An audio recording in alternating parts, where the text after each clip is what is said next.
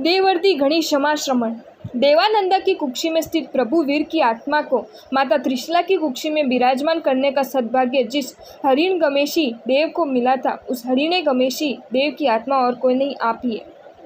परमात्मा महावीर देव का ये शासन चलने वाला है 21,000 वर्ष तक, एक केवल श्रुत ज्ञान के सहारे।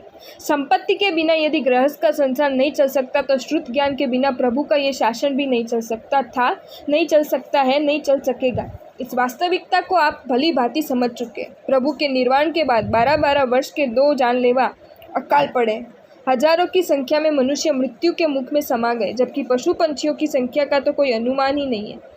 परंतु हुआ है ऐसा कि आज तक श्रुत की जो विरासत संयमियों को कंठस्थ भी, उस विरासत का अस्तित्व खतरे में नजर आ रहे हैं। संयमों की स्मरण शक्ति कमज़ोर होने लगी। जो कुछ स्मृति में है उसमें भी सबको संदेह होने लगा। एक संयमी दूसरे संयमी के साथ जब पदार्थों की चर्चा विचारना करता है, तब उसमें मतांतर पैदा होने लगे। एक संयमी की स्मृति कहती है कि चक्रवर्ती यदि चारित्र अंगीकार किए बिना मर जाए तो 7वीं नरक में ही जाता है, जबकि दूसरे संयमी की याददाश्त कहती है कि चारित्र के बिना जीवन समाप्त कर देने वाला चक्रवर्ती 7वीं ही नरक में जाता है। ऐसा नहीं है, वह पहली से 7वीं किसी भी नरक में जा सकता है।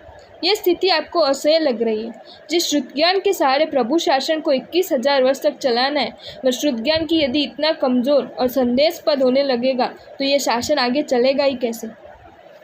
प्रभु के वचनों की सम्यक और सत्य जानकारी ही यदि जीवों को नहीं मिलेगी, तो निज आत्मा का हित वे साध ही सकेंगे कैसे?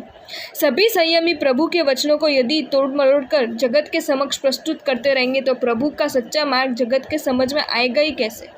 शरीर में पाव कमज़ोर हो जाए तो एक बार चल सकता है, पर हृदय कमज़ोर हो जाए तो?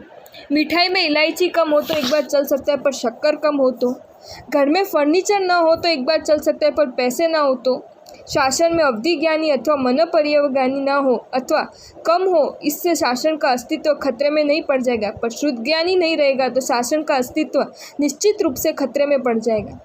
ऐसे ही किसी व्यथा की अनुभूति ने आपको एक क्रांतिकारी सम्यक कदम उठाने के लिए तैयार कर दिया है, और वह क्रांतिकारी कदम अर्थात ही श्रुत को लिपिबद्ध कर देने का प्रयास। आज तक केवल स्मृति में ही मौजूद शुद्ध ज्ञान को लिपिबद्ध करने के प्रयासों को मूर्त रूप देना इतना आसान तो नहीं ही था।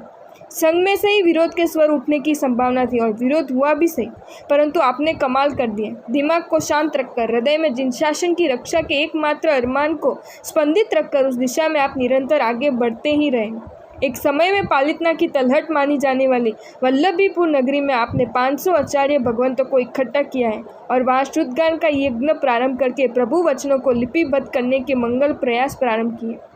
वर्तमान में हम जैसी हजारों लाखों आत्माओं को प्रभु वचनों की पावन गंगा में स्नान करने का सद्भाग्य यदि प्राप्त हुआ है, तो उसका संपूर्ण श्रेय देवर्षि क्षमा श्रमण आपको ही जाता है।